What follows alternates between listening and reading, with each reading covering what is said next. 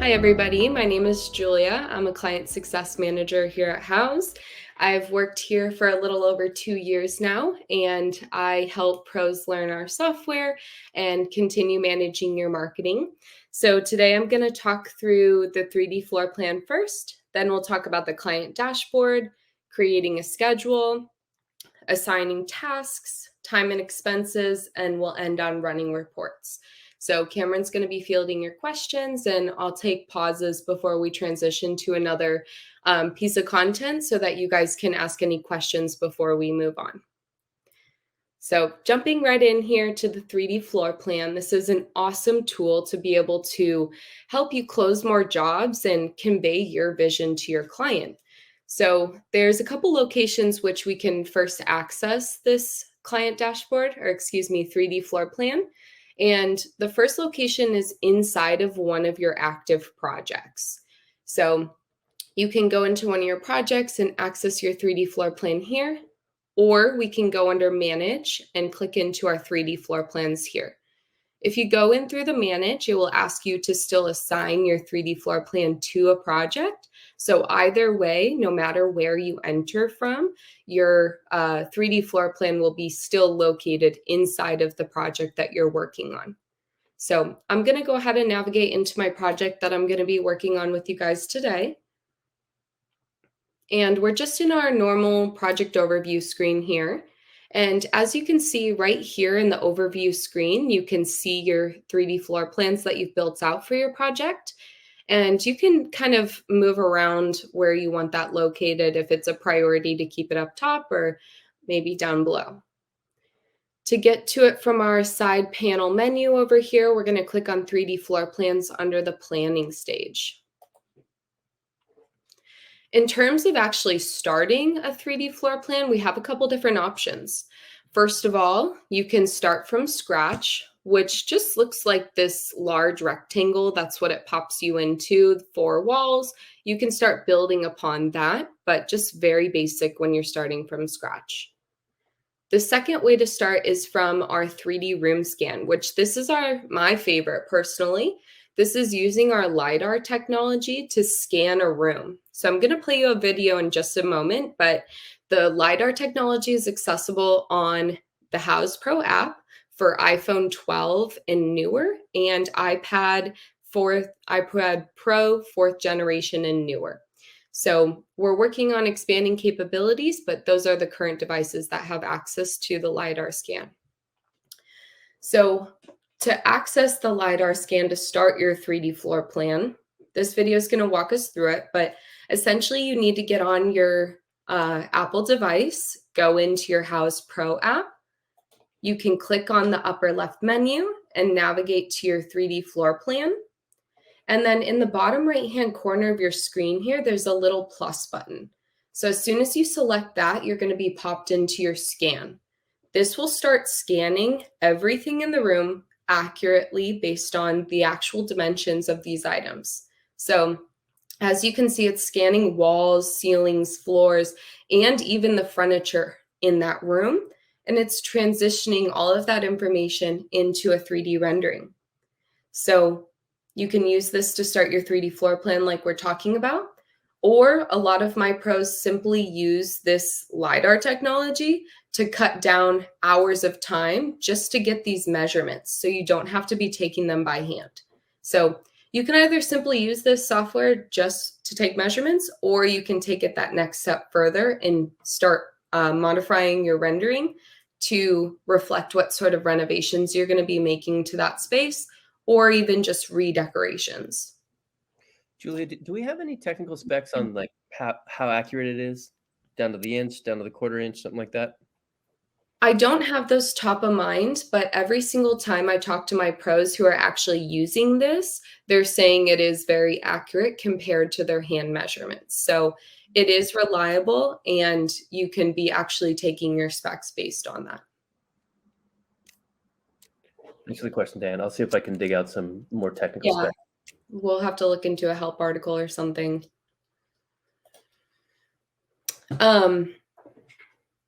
So going back here to our 3D floor plan, you can start from that LiDAR scan. You can start from scratch. And another option is starting from a 2D blueprint that you have. So if you have a PDF blueprint, you can actually upload that here. And you'll actually use this trace feature, which will allow you to trace over the walls on that 2D plan and other structures to transition that into a 3D rendering. The final option is using our preset templates here. So these templates are awesome because it's a built out floor plan already ready for you. So you can choose the shape and type of space that you're going to be working on based on your client's home and start there. So it's just a quick starting point. We're going to actually take a look into one of these templates today. I'm going to go into this Peninsula kitchen template just as an example to show you guys this is what a built out floor plan would look like and how we can modify it. So first of all, on top here, we have our different views. So we have our 2D floor plan view that we're in now. We can transition over to Dollhouse where it's going to take us into that 3D view. And I can spin around and look at this. This is really what hits home for the clients in terms of seeing this 3D rendering of what their space could look like. We also have the walkthrough, which actually puts me in this kitchen. So another great tool to just visualize your space and see what you like and what you don't like of your proposed ideas. Back in our floor plan view, we're going to take a look at these tools up here. So first of all, we're in our selection tool right now, which is just this arrow. This allows me to obviously select things, but this is how you can fine tune wall measurements. I can select and drag walls. I can move around the furniture in the space. So this is how you're going to move and select items. Next up, we have our draw walls button here. So let's say I wanted to put a bathroom at the back of this room. I can just use my selection tool to drag out that back wall to give me some more space. And then I can use my pencil tool, my draw walls, to draw in my bathroom. I'm starting by selecting an anchor point that is attached to another wall. So when I'm drawing walls, I always want to connect them to another wall. If we leave a small gap, that will not allow us to close off this space. And if we don't close off our spaces, our rooms that we're drawing in, then we cannot select separate flooring for that room. So when I click on the floor in this room, because I just drew it, I'm getting that flooring option. So if you are ever doing your 3D floor plan and trying to select a different flooring, but it's not giving you that option, it's because you didn't close off the space. So make sure all of your walls are touching each other. Next to our draw walls tool, we have our new outdoor surface drawing tool. So this is brand new. I believe it launched like literally last week. So if anybody hasn't tried this out yet, I would pop in here and give it a try. This is for drawing decks, patios, outdoor surfaces in general. So we'll take a look at what that entails. And same thing as drawing walls, I'm gonna select anchor points and I'm gonna draw in like a deck over here off of my kitchen. So establishing those anchor points again. And as you can see, these look a little bit differently than our normal walls, which is a great signifier that we're working on an outdoor space right now. So in terms of materials, what we have as options are pavers, ground cover, decks, and pavement. So when I click on my deck material, I can select which decking I want to utilize. And there's a bunch of options in here. Like I said, this is brand new and we're constantly expanding our capabilities of especially this 3D floor plan. So any requests and suggestions that you guys have as pros, please feel free to submit those in product in Houzz Pro because we evolve our product based on what our pros are looking for. So when I am looking at my deck, I can label this that it's a deck. I can determine what grade I want of material. I can determine my plank size. And this part is pretty cool. It's the rotation of my planks. So maybe I want a 45-degree angle on those planks. I can pop into my dollhouse view over here to preview what that actually looks like. So I have my plank size and my rotation set up how I'm looking for. Also, you can actually copy down here in the right-hand corner the square footage of that deck that you just drew out there.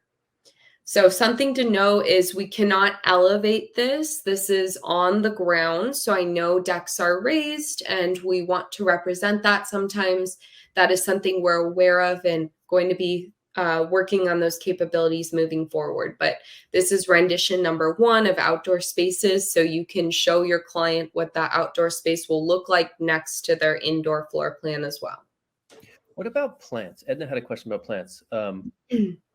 It looked like the plant section was empty. How can you get plants in your 3D model? We have not developed plans quite yet in terms of full landscaping aspects. We do have a small plant selection, I believe, in our generic products here. A lot of these are indoor plants, but the next evolution of our outdoor spaces expansion is going to include more landscaping related materials like plants.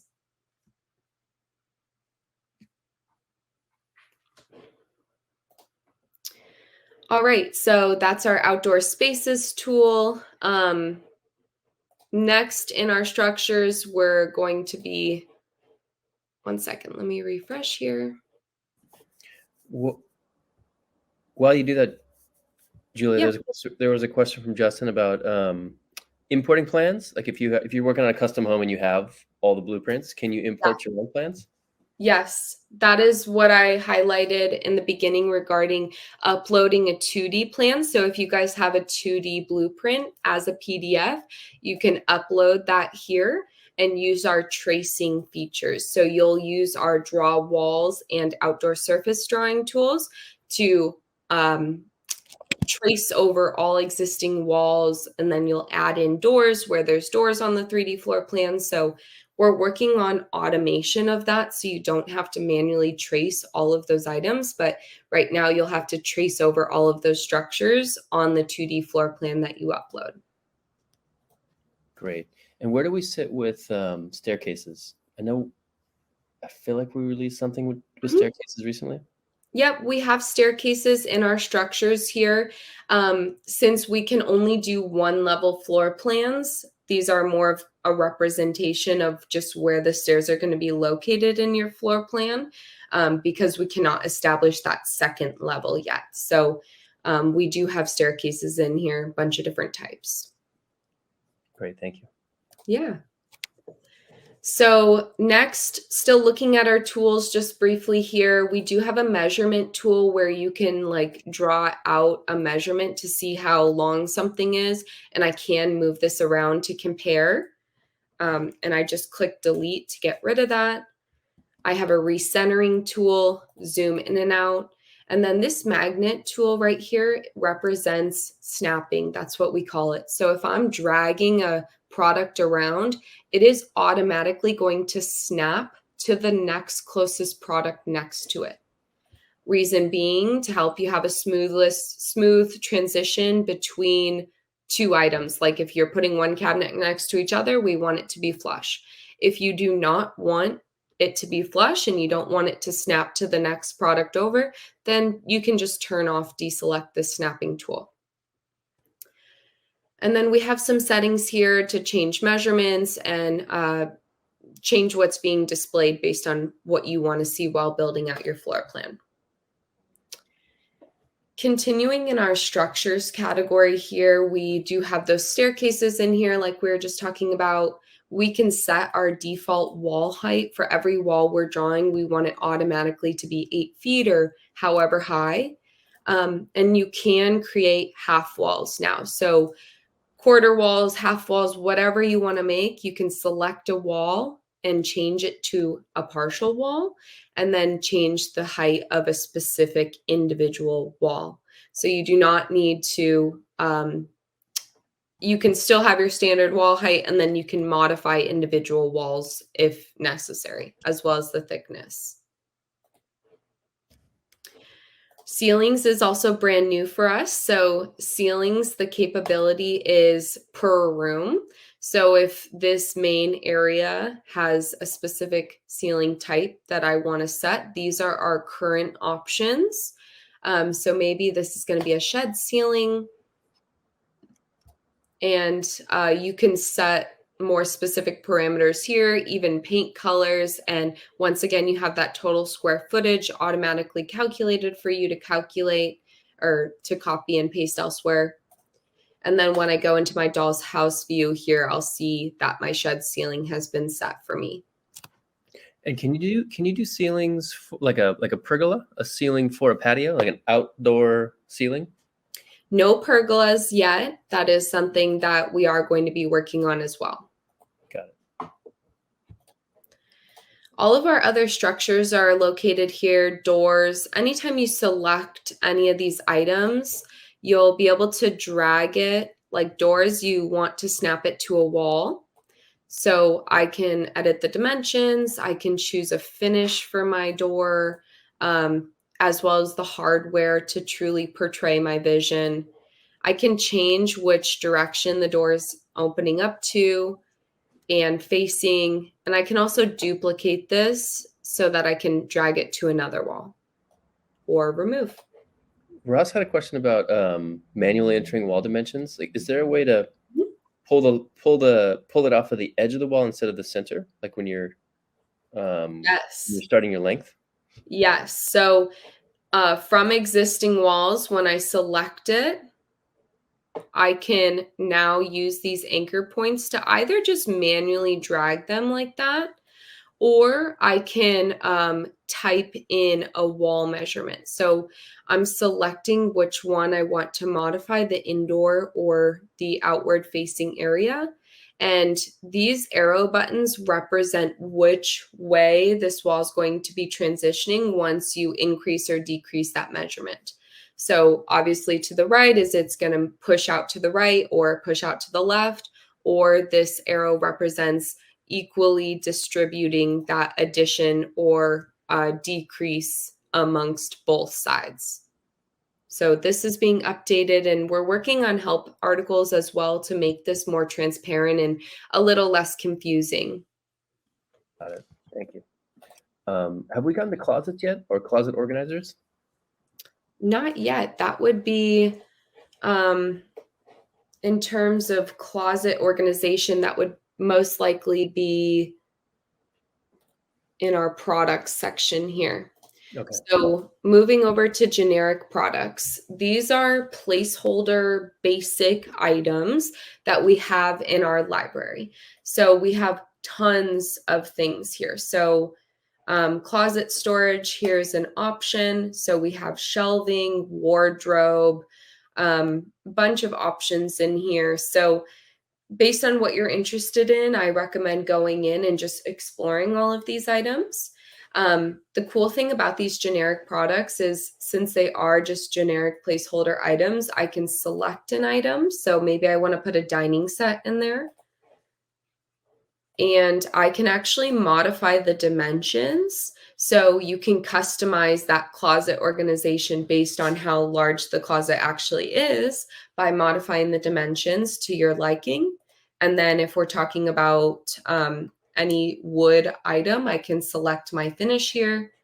And I always go back into the dollhouse view to check my work here.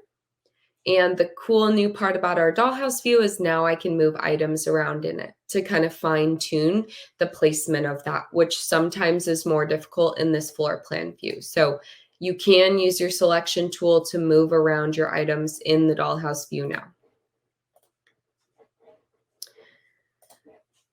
So lots of categories here, go through them, check it out. Use the search tab here to search for items that you're looking for. If you're looking for an item and we totally don't have anything that helps you portray that, submit your feedback. Like I said, we expand our product, the generic products and the source products all the time.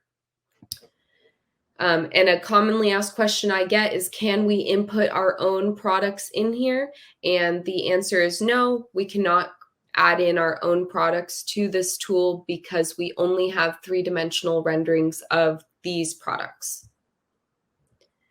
So jumping over to our source, what is the difference between generic products and source? Generic products are those white placeholder items that aren't legitimate products. They just represent maybe what you're going to be purchasing for the client. When we go over here to source, these are all actual products you can legitimately buy on Houzz. So if your client likes to shop on Houzz and you guys get trade discounting on products, if you're a sponsored pro on our platform, we can take a look here at the kitchen and dining furniture just to compare that to the generic products. So we'll maybe grab one of the tables down here, just select it. It will add it onto your floor plan for you, and then you can drag it into place. So obviously this table is way too big for my space that I have it in currently. I can still modify the dimensions of this product, but like I said, this is a legitimate product. So if we go modifying the measurements, then it won't accurately reflect what this product actually is in real life. So looking at our dollhouse view, as you can see, this is more detailed, looks like a legit table compared to my generic products table set I have back there. So tons of product options here in the source, and it's more accurately representing maybe the product that you actually are purchasing for them, or the product you're going to be purchasing them on Houzz is actually in here. So you can use all of our filters in here and our search as well to add additional products and find more. And then on our right-hand menu here, the last thing is our upload drawing. So if you came into a floor plan and deleted all of this and wanted to upload your 2D floor plan again and trace that to develop your 3D rendering from that, then that's the last option on this right-hand menu. Any questions about capabilities, structures, products? Now's the time to answer. I think Julie is looking to move on to another area of the product. There's no questions in the chat, but pardon me, in the Q&A section, but if you have some, please let us know. And if you got here late and didn't fill out the poll off to the right-hand side, please let us know what you're most interested in, and we'll make sure to direct the time and the attention to those things too. Okay, let's keep moving. The last item to highlight here is, how do we actually share this with our client? Well, we have this share button up here, so we can select that and we can email them the link to their 3D floor plan. I can send a copy of this to myself as well, or I could copy this link and just shoot them that link in a quick text. So this is how we're going to share our 3D floor plans. When you share this with your client, they will not be able to edit it. They will only be able to view it. They'll be able to view all the three different views: floor plan, dollhouse, and walkthrough. So they can toggle between those three as well.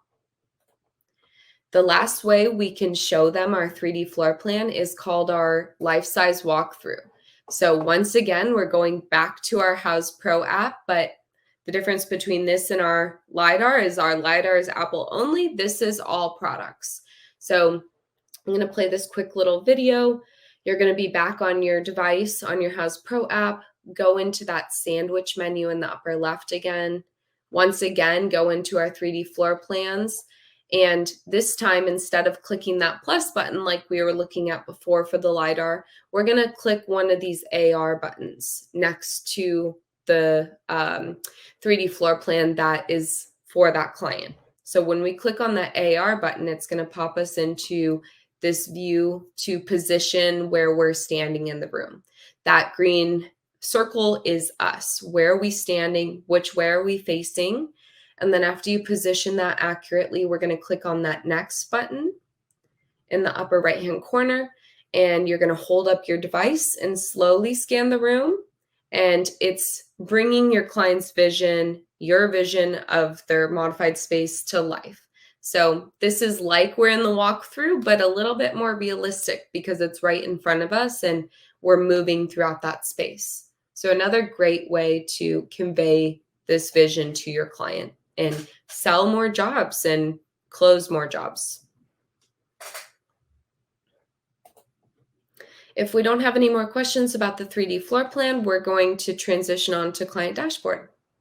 There was one more detailed question from Nero about modifying the size of products. So can you talk again about which products you can modify the size on and which ones you can't?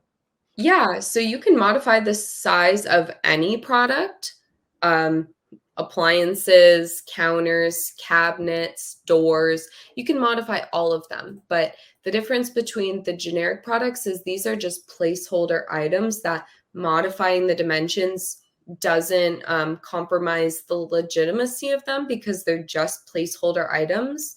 Whereas in the source category, these are actual products that I can purchase on Houzz. So if I select this dresser to put on my 3D floor plan and modify the dimensions of it, it's not going to be the accurate size of, if I order that, when it gets to my door, it won't be the size of what your modifications were. So I would discourage modifying dimensions of the source category if you will be purchasing them. If you won't, then it's just representing what a product you would like.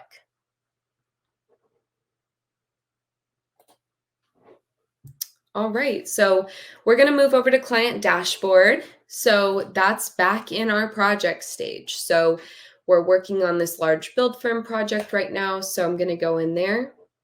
And towards the top of our project menu here, we're going to select client dashboard.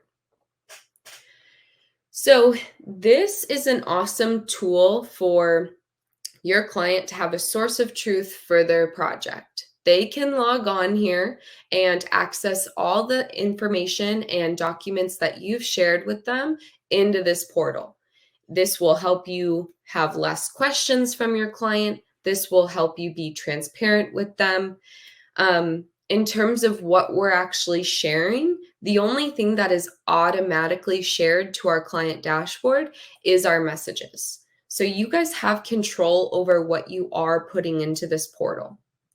Our messages here that are automatically here are literally your emails that you guys have sent back and forth through the messaging box in the project or the lead portal. So that's already things they had access to. So that's okay to automatically have here as a record of all your communications.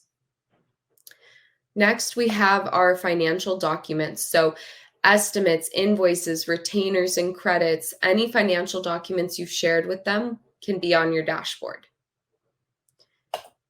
The schedule that we're going to talk about how you build out will be here once you share it. So some pros want to share their schedules on here, some don't. So that's up to you. But your schedule will be here for your client to keep track of what's going on that day. In terms of files, any files you've attached to this client's project portal, only if you specifically give it access to the client dashboard will it be here. This photo I shared to the client dashboard, so it's here. All my other files and documents I wanted to keep internal only, so I didn't share them. Therefore, my client can't see them. And then room plans that Elise went through yesterday, you guys can be sharing room plans to your client dashboard as well.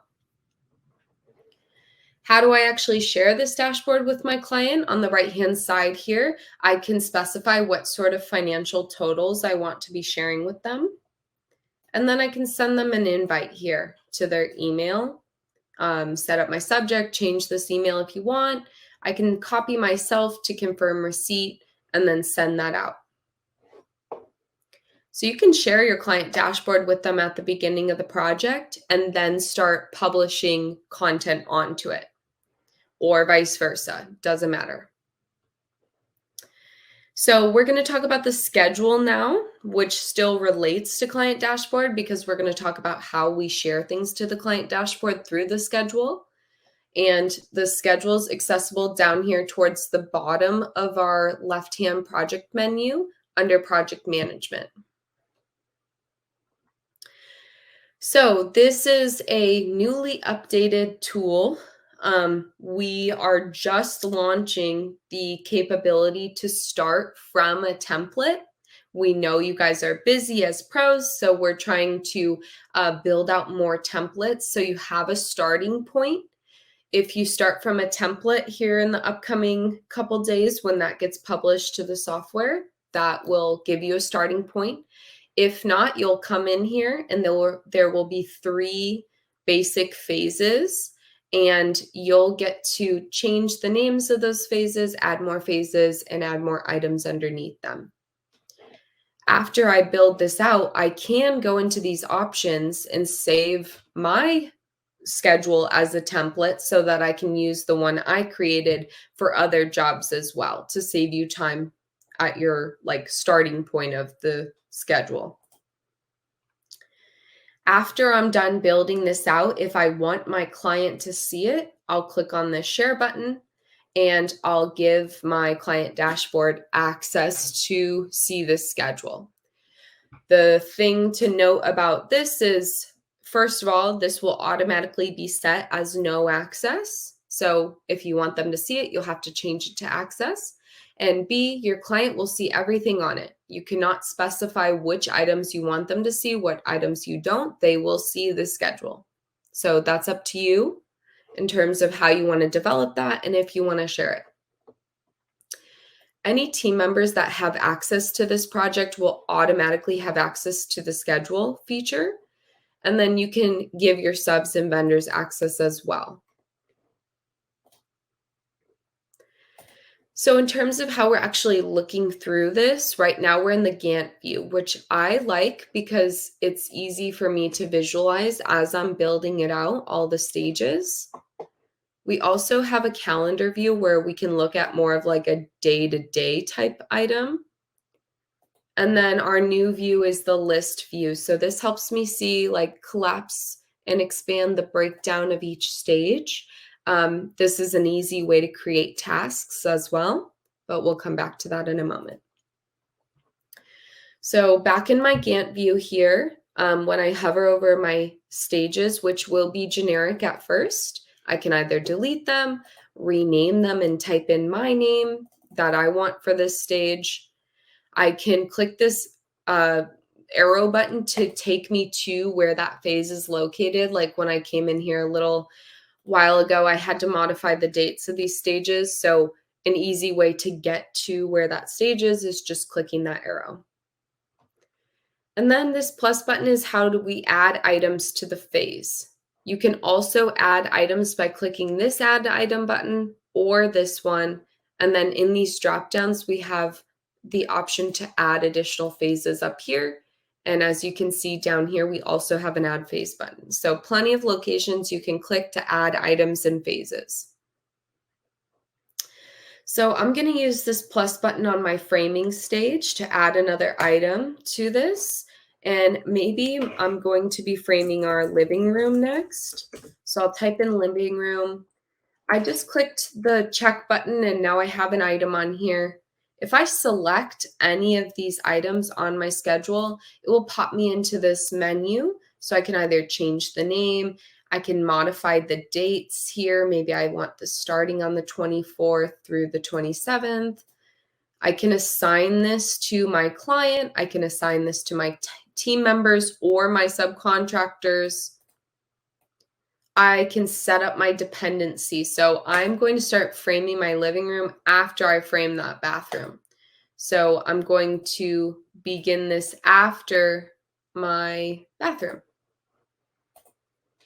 And then I'm going to color code this to be the same as all my framing stages. And I can create a task here. So if some sort of task is required to complete this item, I can type in a task and assign this task to one of my team members. So I select on this little face icon here. I'll assign this to my team member. I'll set a due date. I can add a description. I can attach files and click save. This will actually email that team member, oh, you have a task, it's due on this day. So they'll get an email notification. And same thing here for the items. You can assign those items to an individual, which will also notify them by email. What about notifications for when the schedule changes? Not just a task, but like, oh, we're going to do the electrical next week instead of this week. If somebody is assigned to that schedule item, then I believe they will be sent an updated notification regarding that timeline changing. Great. But only if somebody's assigned. So if nobody's assigned to that item, then nobody's going to be receiving a notification. Great. These Dave had a question about that. These three dots are how you delete an item. So you can select it and then click on the three dots to delete. This little clipboard is to assign a task, and then we can X out or mark it completed here as well. So now that I have set that living room as a dependency to my bathroom, I can transition items. And if they're set as dependent to another item, all of those things will transition together. So this is the easiest way to push your schedule back or forward. Make sure you set up those dependencies, because then it's as easy as literally dragging it across your timeline. So I'm going to move this living room over to start right about there. And that's how we're going to add phases and items. So going back to my calendar view, in this view, I can also select items to have that menu appear to edit them. So same menu as before, I can also mark them completed here. And then same thing in the list view. I can make modifications here, mark them as completed, delete, rename. I like the task view here because I can just easily start assigning tasks in this view as well. So all the three views have pretty much all the same capabilities. It's just, how do you like to look at it? All right, so we talked about saving it as a template. I failed to mention this calendar sync. You can sync your calendar to import calendar data as well. Or actually, excuse me, put this schedule onto your calendar. And then from the floor about, it sort of relates to what you're about to show here, from David about notifications. I think you showed email and text. Can you turn those off and on? Or notifications schedule for schedule items? They're always email. Oh, we don't. And right now you can't turn them on and off, but in the next couple weeks or so, we're like launching a deep dive into notifications so that we more specifically can fine tune how are people being notified, when are they being notified. So that's our next action item for Houzz Pro software, fine tuning those notifications. Any other questions about our schedule? Yeah, a couple. From Danielle about team members, vendors, and subs. Who can edit the schedule? Like, do you have to be an admin on the account? Your team members that have access to this project can edit this. Your subs will not be able to. But in your Houzz Pro settings, when you set up your team members over here in your Houzz Pro settings, we just expanded. If you go into this edit button here, next to that team member, this is all of your team members' access permissions. So you can specify if you want them to have access permissions to go in and edit your schedule. So all of these items, the permissions just expanded, and the notifications is going to have a similar feel to this where I can fine tune more.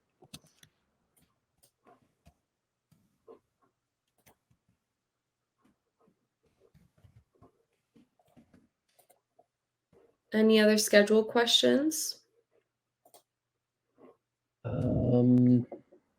Multiple dependencies. Are there plans to have multiple dependencies? or manually change the lag time between items?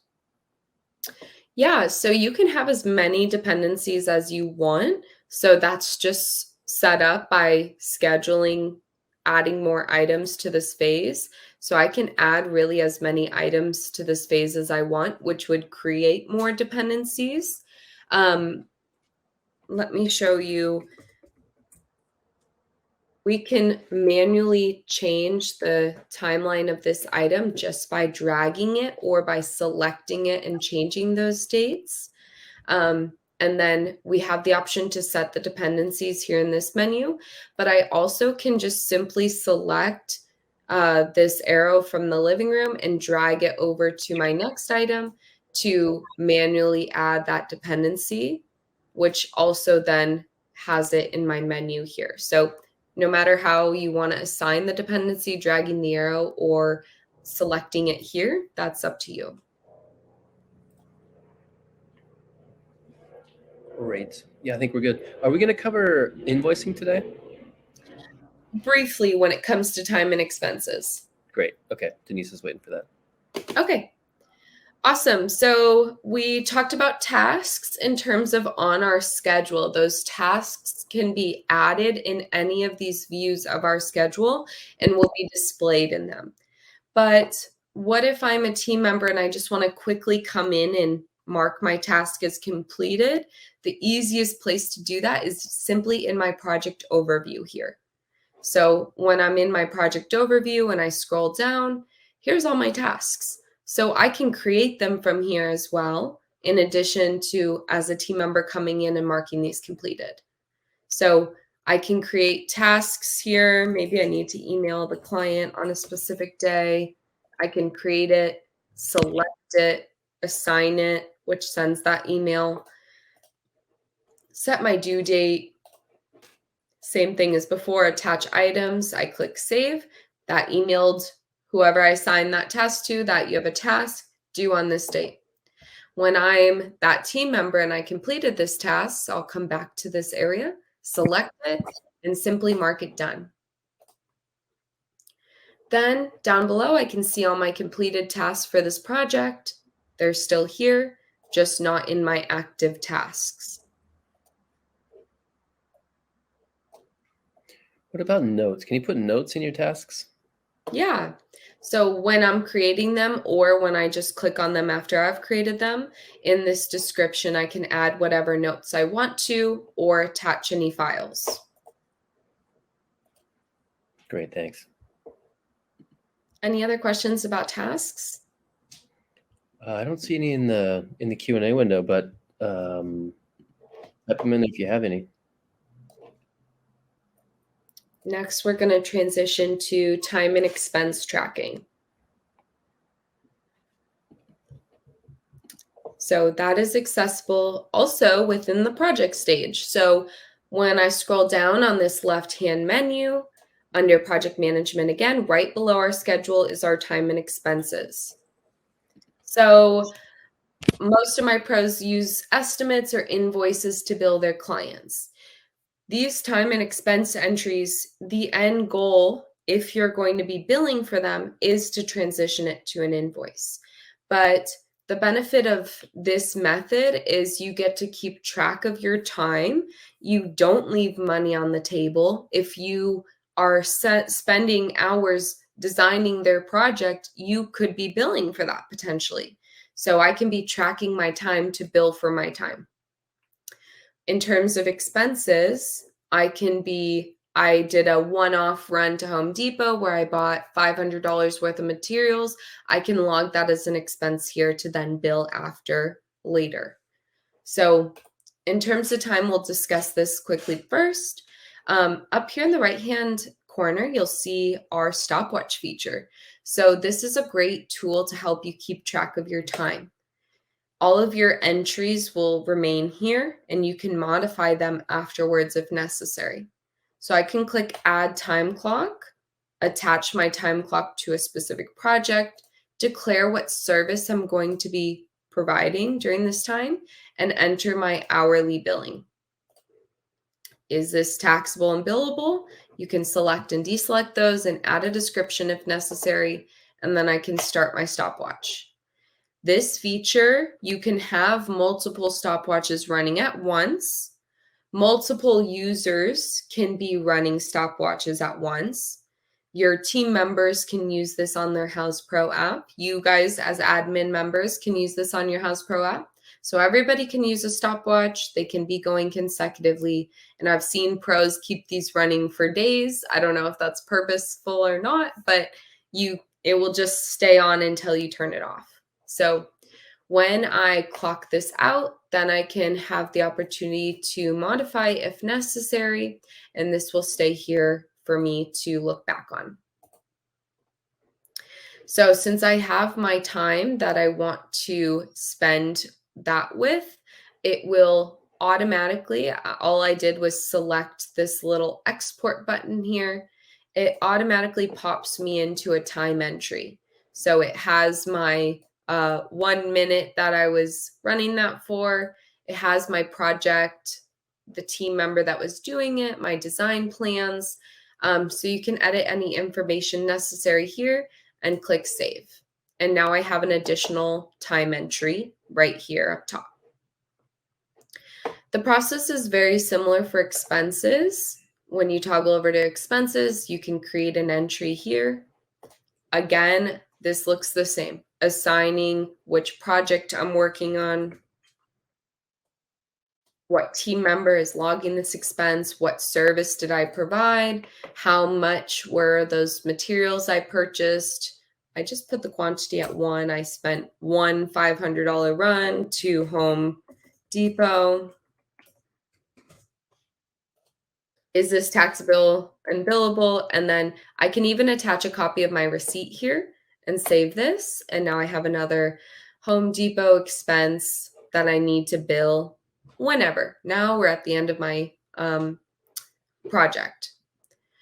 This manage expense services, if you come into this menu, this allows you to add more services so you can quickly select them from the dropdown. So you can set this up for your team members, what options they would be selecting, just so you don't have to go in and manually create them at the time of logging the expense. I can export all of these time entries as a Excel file. And next, we're going to talk about how do I actually bill this to my client. I can select any entry that already hasn't been invoiced. If you've already invoiced one of these, it will not give you the option to even select it. So I want to bill my client for these 2 time entries, and I can bill them for expenses at the same time. So I'm going to bill them for those 2 time entries and these 2 expenses. And I'm going to select create invoice here. And here's my invoice. So all of our financial documents look the same. Yesterday, I believe, was a more in-depth coverage of the estimate. So I'm just going to briefly go through the invoice here. In terms of our entries, here they are. Here's my time billing broken down, my expense entries broken down. If you don't like the way they're being broken down right now, these headings are what we call categories. So I'll simply just turn off my category if I don't want those. In our settings, we can modify our column selections that we're displaying. Anytime you see this little cross eye means this is only visible to you. Our client will not see it. And then down at the bottom, you can schedule your payments, attach files, those receipts maybe, terms and conditions, memo, my activity stream. So I can send this out to my client right away, or I can preview this and I can decide what I want my client to see in terms of pricing, column, and item breakdowns, as well as approval. So I'll send this out so that my client can pay me for these time and expense entries that I kept track of using my time and expense tool, as well as my stopwatch tool, which is, just as a reminder, on the left-hand menu, I scroll down and here's my time and expenses. Any questions about entering these entries for time and expenses? How does the system handle receipts? Like I know you can take a picture of a receipt, Mhm. but like on the mobile apps, what's our recommendation for handling receipts and entering receipts? Yeah, I would snap a picture on your phone. I would go on your Houzz Pro app, navigate to your project that you're working on, and you can upload it as a files and photo right here so that you can keep it inside of this project folder, just generally have it kept. Our goal is to keep everything with this project electronically right here. So I would go into your Houzz Pro app after you've taken a picture of it and upload it into your files and photos for this project. And then you can also go into your time and expenses here, and in your expense entry, upload that file right there as well.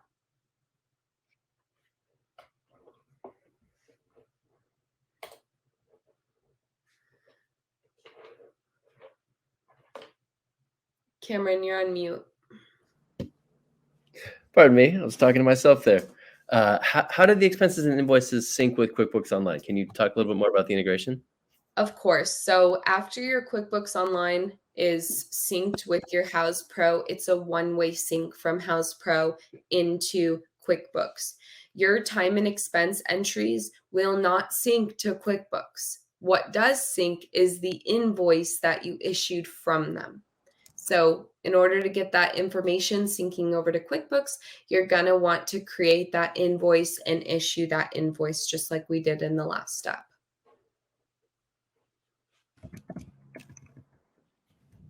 And as you guys can see here, it's not going to even let me select these time entries because I've already invoiced them. Anything that isn't invoiced, I can select. So David sort of asked this, but we get this feedback a lot. How do you prevent duplicate entries in your QuickBooks and your Houzz Pro? How do you make sure that you're not creating more problems for yourself? We recommend operating out of Houzz Pro versus going into your QuickBooks and entering things there. If you're only entering information into Houzz Pro and only editing the information from Houzz Pro, then you won't have any duplicates in your QuickBooks Online account because you're not adding additional entries there. So since it's the one-way sync, work in Houzz Pro and all of that information syncs over to QuickBooks. In our Houzz Pro settings, in QuickBooks or integrations here. In this QuickBooks integration, we're expanding. Mine's not connected. So if yours was connected, you'll be able to come in here and see what documents have synced, what had problems syncing. It will give you error messages. So you can operate out of Houzz Pro to see what is having an issue syncing so that we can fix that versus going into your QuickBooks and potentially duplicating or editing when you could just be editing in Houzz Pro.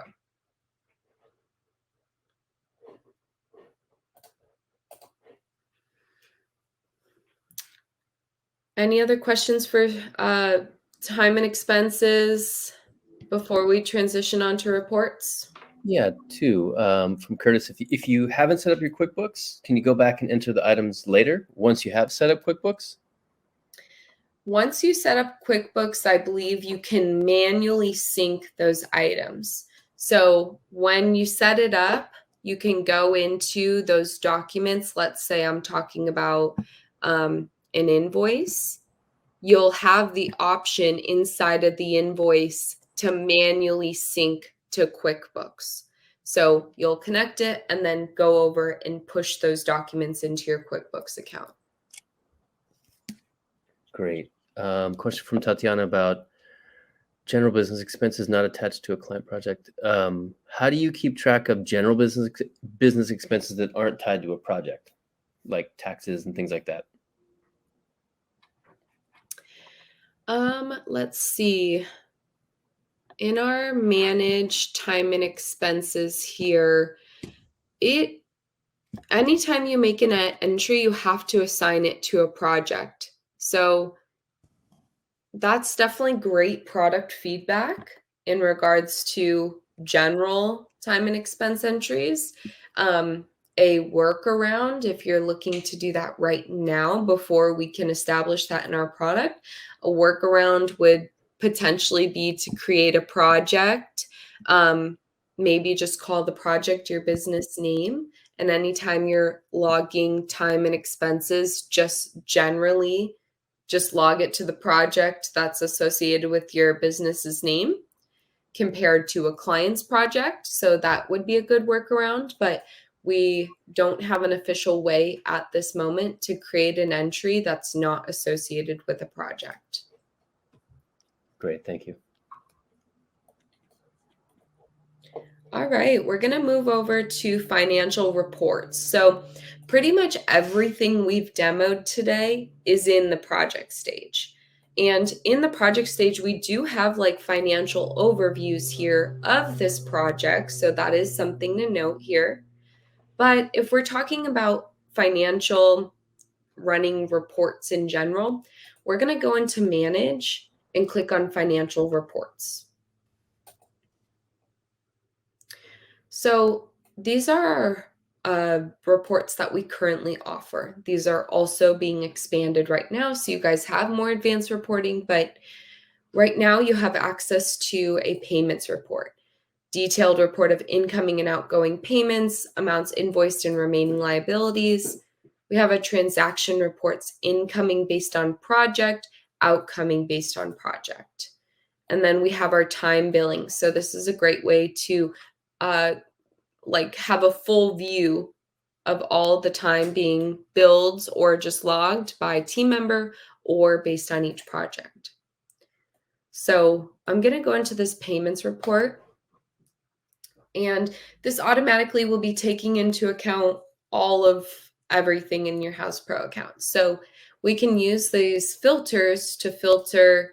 Maybe I want to look at just this full year, but I can specify even just this quarter, or manually enter dates in this menu as well. I can specify which projects I want to be looking at, all of them or just some of them. And you can also look at this for leads as well. Maybe I only want to be looking at online payments. You can specify income or expense. And then I can further specify what it's being grouped by in this report, as well as what columns I'm reporting on. So after you make changes, make sure you click the apply changes, and it will show us our filtered report. Maybe what I just did with the filters is what I want to be looking at every time I come into this report. We can now save this report view as a preset. So I can click save preset as. Maybe this is the expense report, payments report I want to be looking at. So you can label it. And then when I just go back into my manage financial reports right here, under my payments, here's my customized payment report that I ran. So I can go in and click on view report on this one every time if I want. I can also delete this or rename it. And I can even expand what filters are actually being ran in this to make sure, if I forgot what this is, make sure this is actually what I want to be looking at.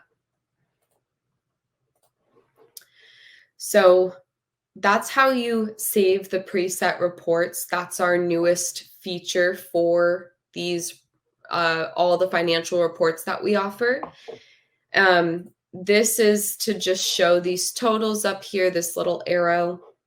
You can turn that on and off. And then I can also export this full report to Excel as well, if I want to save this externally out of Houzz Pro.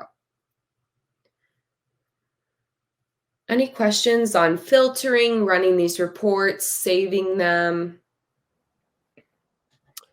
There's nothing in the chat or the QA window, but if you do have questions, please let us know. Pretty simple to use. That's our goal. And just so everybody is aware, under our help button in Houzz Pro, we do have a help center and a video tutorials here. So our help center is kind of like Google for Houzz. You can just type in something, how to whatever, and all of our options will come up. So you can browse our help center there, or you can go into our video tutorials, which is a great collection of videos. You can kind of click on what you want to see and then go to that section. There's videos on most elements of our software in here. So this is a great resource as well. If you are working with a client success manager and onboarding specialist, you can come to them with your questions and to do more in-depth demos. And you can always chat with our support down here in the right-hand corner if you have a super quick question that you want answered right away. The last thing I wanted to mention today is our Houzz Pro certification here. So if you go into houzz.com/pro-learn, our Learn Center here, you can learn about our courses and certifications. So this certification is an awesome way to say, I am Houzz Pro certified. I'm a master at the Houzz Pro software. We will be developing a badge that will be going on your profile. So you can go in and get started. It will take you through levels of tasks and items to complete to be Houzz Pro certified. Lovely. There's some last minute questions coming in about payment reports. Justin want to know if do clients get an alert that payments are coming up or payments are due? In terms of payments that are scheduled on any financial documents, we do not have notifications at this time to alert them that the payment, to remind them that the payment is due.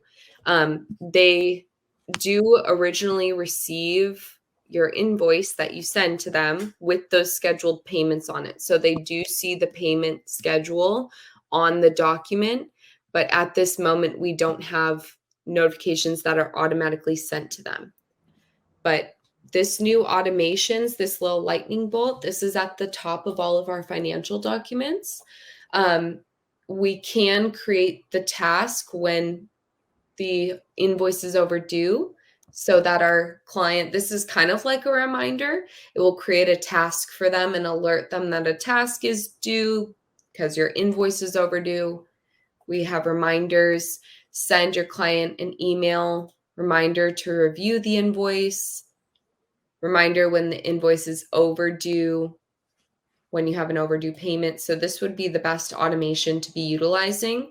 You do need to select this in your automations though. This will not automatically happen.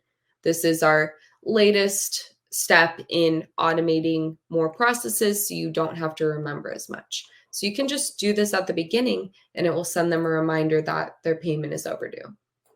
Great. Two last questions and I'll mention a course. What about work orders? Jeffrey want to know about giving a work order to a worker, like here's the tile for the bathroom, here's how many hours you get to do that job. How do we handle work orders? Or how would we do that? In terms of letting the employee know that they're going to go do this? It's more like here's if to use that same example of a bathroom, Jeffrey would want to assign it to the subcontractor, the tile person who's going to put the tile in the bathroom, and sort of a rough scope on hours. Mm-hmm. So we don't have an official document called a work order. Honestly, the best tool for that sort of reminder and notification would be our tasks, which, like I mentioned earlier, we can access in the overview stage or on our schedule. So you can come down and create a task to complete bathroom tiles. And when you go back into this task, you can assign this to that team member and you can add your description here. So I am giving you blank hours.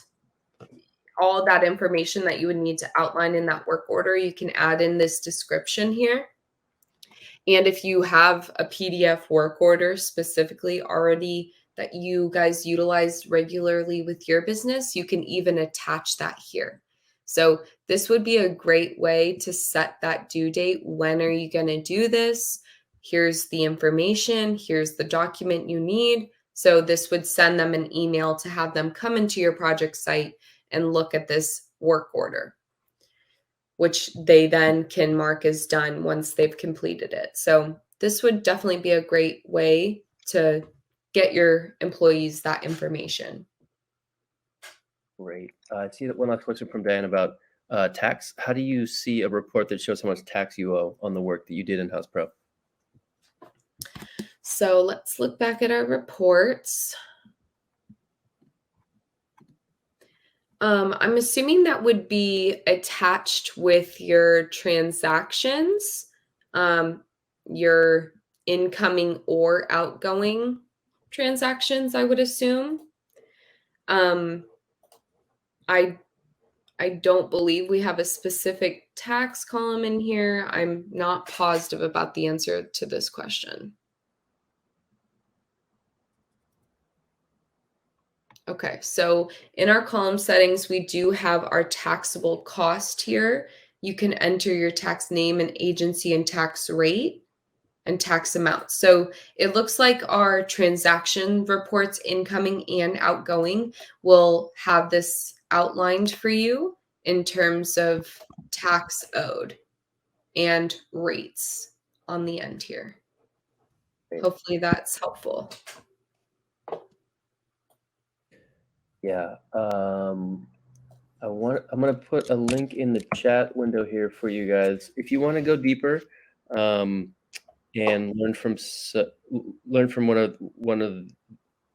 of our experts in the field, Mark Richardson, there's a course that we did together with him about how to run a better remodeling business. It's video based, it's free, you can do it at your own pace, but it'll talk you through a little bit more the business side of things, not necessarily which buttons to click, like Julie and I have talked you through today. There you go. If you're looking to take your business to the next level, this course might help you. And again, it's in the chat window here.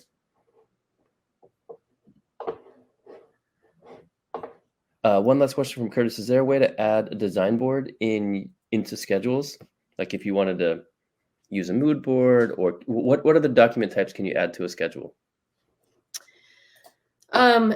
In your schedule, you're not going to be adding documents. You're going to be adding the phases and items to complete during those phases. So for an example, I would be adding a phase to go in and create my room plan for my client, but I'm not necessarily attaching documents to these phases and items. We don't have that currently as a item you can do, but you can create those tasks in here, and in the tasks, once again, I can attach files. So if you want to attach files to a task which are on your schedule, that's capable. But other than attaching files to tasks, we're not able to attach any other file types onto our schedule here. We would just simply be stating that we're going to be working on those items. Right on. I think the task would probably be the best way to do it, Curtis. You could put your design board in your files and folders section, and then you could link it there so that they could see the color of the grout that you're looking for. To your client dashboard, that's where you would be able to share it.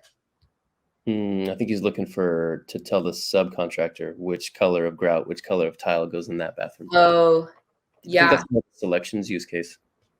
Yeah, it would be using your selections tool. That would be great. Or I would honestly, in that example of the color of grout, I would create a task within my schedule and then attach a photo of the color of grout you wanted to that task that you actually assigned to that specific subcontractor. Yeah.